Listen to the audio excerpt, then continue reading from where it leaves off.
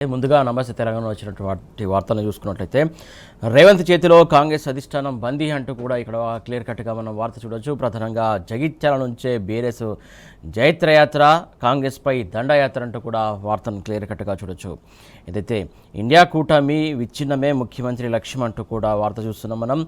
కాంగ్రెస్ను private limited కంపెనీగా మార్చిండు అంటూ కూడా ఏదైతే మాజీ మంత్రి జీవన్ రెడ్డి చేసినటువంటి ఆరోపణలు, రాహుల్ను ప్రధాని కాకుండా చేసిండు అంటూ కూడా ఆయన ఈ వ్యాఖ్యలు చేశారు. దానికి సంబంధించి ఇక్కడ మనం చూడొచ్చు, కాంగ్రెస్ పార్టీ నేతలకే అపాయింట్మెంట్ దొరకట్లే, అవసరాల కోసమే ఆయనకు ఢిల్లీ నాయకత్వం వంతపాడుతున్నది, ఫిరాయింపు ఎమ్మెల్యేలు సీఎం తాబేదుదారులే అంటూ కూడా ఆయన ఆరోపించారు. ఆ అంశం సంబంధించి ఇక్కడ వార్త చూస్తున్నాం మనం. ఆత్మ గౌరవం కోసమే నేను పార్టీ మారుతున్నా అంటూ కూడా ఆయన చెప్పినటువంటి సందర్భం. అలాగే పదవీ కాంక్ష లేదు కాబట్టే విపక్షంలోకి వెళ్తున్నా అంటూ కూడా ఆయన చెప్పిన సందర్భం సంబంధించి ఇక్కడ వార్త చూస్తున్నాం. మేడిగడ్డ అన్నపూర్ణ దాన్ని పక్కనెట్లా పెడతారంటూ కూడా మేడిగడ్డ బ్యారేజీ, అలాగే దానికి సంబంధించి ఎందుకు పడవ పెడుతున్నారంటూ కూడా ఆయన ప్రశ్నిస్తున్నారు. దానికి సంబంధించి ఇక్కడ వార్త చూడవచ్చు మనం. కాంగ్రెస్ వచ్చాక ఒక్క హామీని నెరవేర్చలేదు, కేసీఆర్తోనే తెలంగాణ పునర్నిర్మాణం సాధ్యమయ్యింది అంటూ కూడా ఆయన చెప్పినటువంటి సందర్భం సంబంధించి ఆయన ప్రత్యేకంగా ఇంటర్వ్యూ ఇచ్చారు. దానికి సంబంధించి ప్రత్యేక ఇంటర్వ్యూలో నమస్తే తెలంగాణలో ఆయన ప్రస్తావించినటువంటి అంశం సంబంధించి ఇక్కడ క్లియర్ కట్గా చూడొచ్చు మనం వార్తలు. ఇదైతే పూర్తి స్థాయిలో బలం ఉన్న ఫిరాయింపులను రేవంత్ ప్రోత్సహించడం వెనుక పెద్ద స్కెచ్ ఉన్నదంటూ కూడా ఆయన చెప్పారు. రేపటి రోజున ఇబ్బందులు వస్తే ఫిరాయింపుదారులు, అలాగే కొందరు కాంగ్రెస్, మరికొందరు ప్రతిపక్ష ఎమ్మెల్యేలతో కలిసి కొత్త కథ నడపాలనేది ఆయన వ్యూహం అంటూ కూడా ఆయన కీలక వ్యాఖ్యలు చేశారు. పార్టీ ఫిరాయించినటువంటి 10 మంది ఎమ్మెల్యేలు కూడా తాము సీఎంతో కలిసి సాగుతున్నామని అంటున్నారే తప్ప కాంగ్రెస్తో కలిసి నడుస్తున్నామని ఎక్కడా చెప్పట్లేదంటూ కూడా ఆయన ఆరోపించిన అంశం సంబంధించి క్లియర్గా మనం చూడొచ్చు. ఇక్కడ చూడొచ్చు, సభ నిన్న ఏదైతే కేటీఆర్ అలాగే హరీష్ రావు కూడా మిగతా ఇతర బృందం కూడా బీఆర్ఎస్ బృందం కూడా జైత్యాల సభకు సంబంధించి ఏర్పాటుకు సంబంధించి నిన్న సందర్శించారు, అక్కడ ఏర్పాట్లను పరిశీలించారు. దానికి సంబంధించి ఇక్కడ ఫోటో చూడొచ్చు క్లియర్గా. ఫోటో సంబంధించి జైత్యాలలో సభ ఏర్పాటును పరిశీలిస్తున్న బీఆర్ఎస్ నేతలు అంటూ కూడా ఇక్కడ చూడొచ్చు ఫోటో. సభ ప్రకటించినప్పటి నుంచే రేవంత్లో వణుకు మొదలైందంటూ కూడా బీఆర్ఎస్ నాయకులు చెప్పినటువంటి సందర్భం సంబంధించి వార్త చూడొచ్చు. 6 గ్యారెంటీల లెక్క తేలుస్తారని ఆందోళన, అలాగే ఏదైతే కాంగ్రెస్ సర్కార్ ఇచ్చినటువంటి 6 గ్యారెంటీలకు సంబంధించి దానికి సంబంధించి ప్రస్తావిస్తున్నప్పుడల్లా కూడా బీఆర్ఎస్ పైన ఏదో ఒక ఆరోపణలు చేస్తున్నటువంటి అంశం సంబంధించి చూడొచ్చు. అందుకే జన ప్రభంజనాన్ని అడ్డుకునేందుకు కుట్ర జరుగుతోంది. కుత్సిత బుద్ధి ఉన్నటువంటి సీఎం దేశంలో రేవంత్ ఒక్కడే అంటూ కూడా బీఆర్ఎస్ వర్కింగ్ ప్రెసిడెంట్ కేటీఆర్ నిన్న చెప్పినటువంటి సందర్భం. దానికి సంబంధించి వార్త చూస్తున్నాం. జీవన్ రెడ్డి చేరికతో బీఆర్ఎస్కు మరింత బలం చేకూరిందంటూ కూడా బీఆర్ఎస్ క్యాడర్ భావిస్తున్నటువంటి అంశం సంబంధించి వార్త చూడొచ్చు. ప్రజలందరికీ క్లారిటీ వచ్చింది, రేవంత్ పోవాలి, కేసీఆర్ రావాలి అనే నినాదం మారుమోగుతుంది యావత్ తెలంగాణ అంతా కూడా అని చెప్పేసి ఇక్కడ వార్త చూడొచ్చు. తెలంగాణపై విషం కక్కినటువంటి తేజస్వి క్షమాపణ చెప్పాలంటూ కూడా బీఆర్ఎస్ నాయకులు డిమాండ్ చేస్తున్నారు. అలాగే రేవంత్ది హైబ్రిడ్ కాదు, బీజేపీతో క్రాస్ బ్రీడ్ బృందం ఉన్నదంటూ కూడా ఆరోపించినటువంటి అంశం. బడే భాయ్కి భయపడే తేజస్విపై సీఎం స్పందించలేదు అంటూ కూడా చెప్తున్నటువంటి అంశం. BRS LP deputy floor leader Harish Rao ఆగ్రహం వ్యక్తం చేసిన దానికి సంబంధించి వార్త చూడొచ్చు. నిన్న ఏదైతే వీరు జగిత్యాల సభకు సంబంధించి పర్యటించారో అక్కడ ఏర్పాట్లను పరిశీలించారు. జగిత్యాల సభను అడ్డుకునేందుకు ముఖ్యమంత్రి అలాగే మంత్రులు ఢిల్లీ రాజకీయాలు చేస్తున్నారు.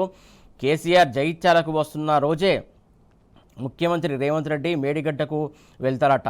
2.5 ఏళ్ల నుంచి మేడిగడ్డకు వెళ్లేందుకు సీఎంకు సమయమే లేదా అంటూ కూడా ప్రశ్నిస్తున్నారు. అలాగే కేసీఆర్ బహిరంగ సభ ఇక్కడ ఉన్నప్పుడే ఆయనకు అర్జెంటుగా మేడిగడ్డ గుర్తొచ్చిందంటూ కూడా కేటీఆర్ అడుగుతున్నటువంటి అంశం సంబంధించి క్లియర్ కట్గా చూడొచ్చు.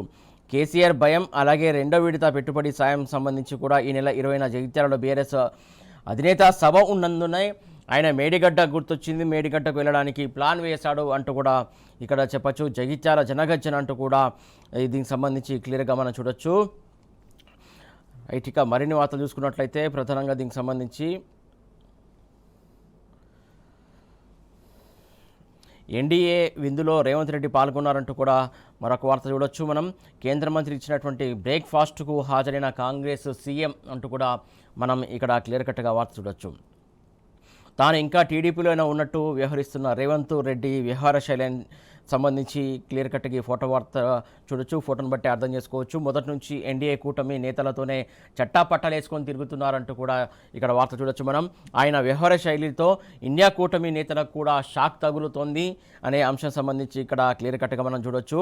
డీలిమిటేషన్ వివాదం వేళ ఎన్డీఏతో దోస్తానాపై కూడా అనేక విమర్శలు వస్తున్నాయి. ఎన్ని విమర్శలు వచ్చినా కూడా సీఎం రేవంత్ రెడ్డి మాత్రం తన దారి తానదే అన్నట్టు వ్యవహరిస్తున్నటువంటి సందర్భం మనం చూడొచ్చు. దాన్ని కవర్ చేసుకునేందుకే బాబుపై రాజకీయ వ్యాఖ్యలు ఏదో మొక్కుబడిగా చంద్రబాబు పైన కొన్ని వ్యాఖ్యలు చేస్తారే తప్ప ఆయన కావాలని చేసినటువంటి వ్యాఖ్యలు కాదు, ఏదో కవర్ చేసుకునే వ్యాఖ్యలే అనేది ప్రధానంగా ఆరోపిస్తున్నటువంటి అంశం. బీజేపీకి చెందినటువంటి కేంద్ర మంత్రి భూపతిరాజు అలాగే శ్రీనివాస వర్మ శనివారం ఢిల్లీలోని తన నివాసంలో ఇచ్చినటువంటి అల్పాహార విందులో ఎన్డీఏ కూటమి అలాగే ఎంపీలతో ముచ్చటిస్తున్నటువంటి కాంగ్రెస్ ముఖ్యమంత్రి రేవంత్ రెడ్డి ఫోటో వార్త క్లియర్ కట్గా మనం చూడొచ్చు.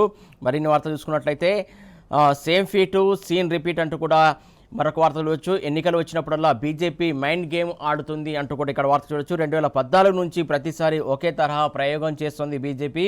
నల్లధనం, సర్జికల్ స్ట్రైక్స్, అయోధ్య రామ మందిరం, ఆర్టికల్ 370 ఇలా ఏదో ఒక అంశం తెరపైకి ఎన్నికల వేళ తీసుకొస్తుంది అని చెప్పేసి ఆరోపిస్తున్నటువంటి అంశం సంబంధించి చూడొచ్చు. డీలిమిటేషన్ లింక్ వల్లే వీగిపోయిన మహిళా బిల్లు అని కూడా వార్త చూడొచ్చు.